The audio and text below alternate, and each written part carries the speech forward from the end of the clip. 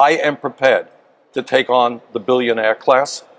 Mr. Speaker, it is no secret that the President of the United States and the United States Congress do not represent the needs of ordinary Americans.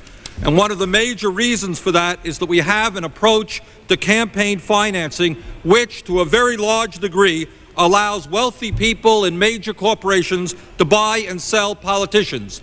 The rich get richer, the poor get poorer, and ordinary Americans are shut out of the political system. We need to move to public funding of elections. Look, it's not a small little issue, campaign finance reform. It's not like, oh, well, look, I have strong feelings about war, which makes sense, or I have strong feelings about the environment, which makes sense. This is about our democracy. So your opinions on war, taxes, all that stuff is irrelevant if you don't live in a democracy. If you live in an oligarchy, they don't give a damn about your opinions on those issues anyway. There's only one issue. Who controls our politicians? And if you do private financing of elections, you will have the people who gave those large donations who control our politicians. But now some Princeton researchers, Martin Gilens and Benjamin Page, actually went back and did a study on this issue. They studied 1,779 different policy initiatives between 1981 and 2002. And then they published in Perspectives on Politics, a very respected journal. It's called Testing Theories of American Politics. So let's talk about how they did it.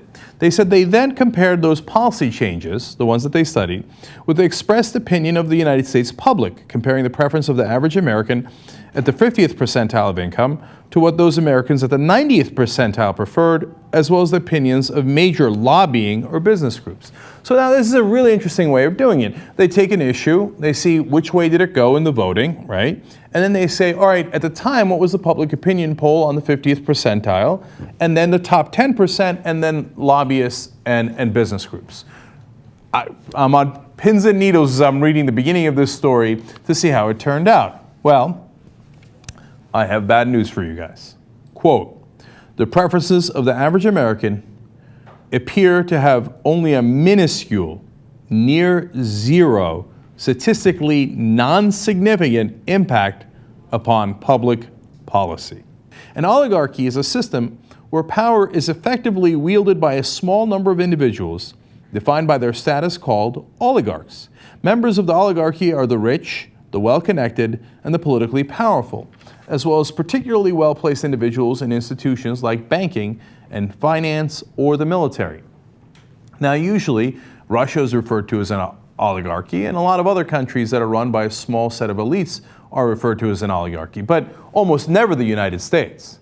Our Supreme Court has now said, unlimited money in politics. It seems a violation of principles of democracy. In the minute or so we have left, your thoughts on that?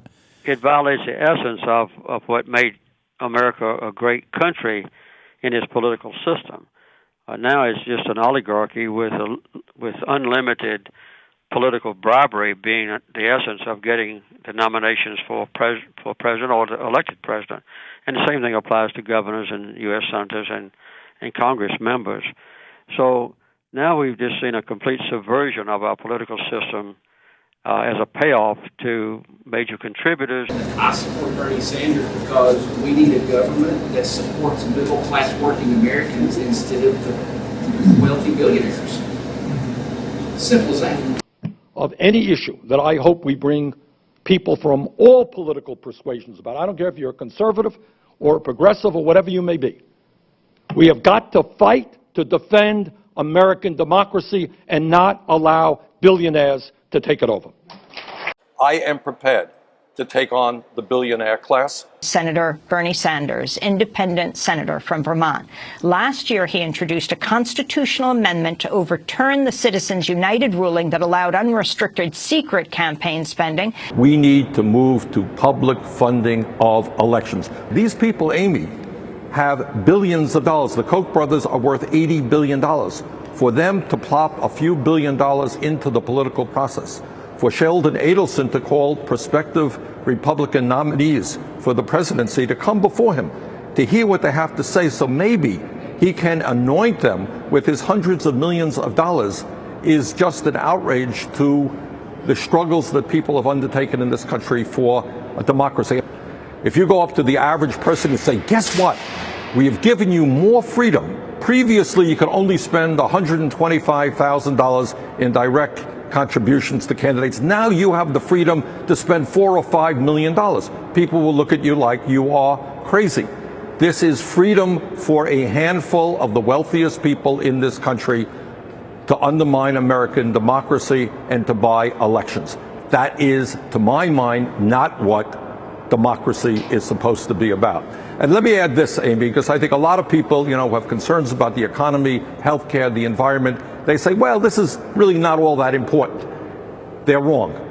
Understand what these folks want. Most of the people who are contributing, the billionaires who are contributing into the political process. Take a look at what the Koch brothers' agenda is about. It is to end Social Security, privatize it, cut it, end Medicare as we know it, end Medicaid, cut federal aid to education, do away with the environmental protection agencies. No, you can't address any issues until you get the money out. You can't address anything you want to discuss is mute. You can't do it. Money out of politics. Simple as that.